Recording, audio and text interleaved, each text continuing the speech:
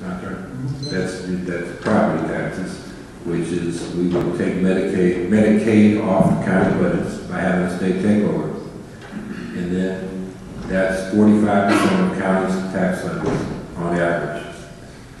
That would be an enormous burden. So you could cut your property taxes as much as 45%, or partly that way, and then keep some of that for more spending on your schools and your other public services.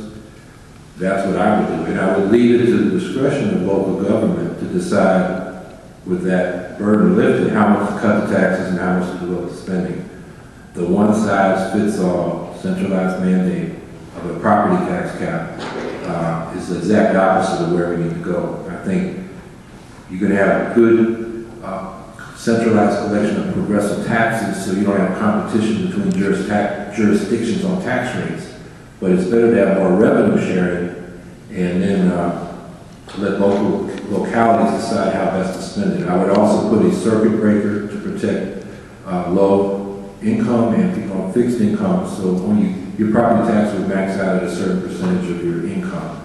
That would also protect people so they could keep their homes, especially when they're old.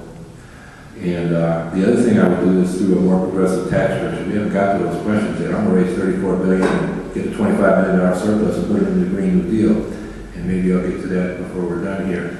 I got 30 seconds left. I can't do it in the 30 seconds. But the other thing, with that progressive tax reform, we would live up to Section 54 of the state finance law, which requires the state to share 8% of the revenues they raise with localities. But every year the legislature writes an exemption to that. Last year they only shared 2%. And the purpose of that is because local taxes, sales, and property are regressive. They hit the poor and the working class and the middle class harder than they do the very wealthy. So you collect the progressive taxes at the state level and distribute it, and let local communities decide how to spend it.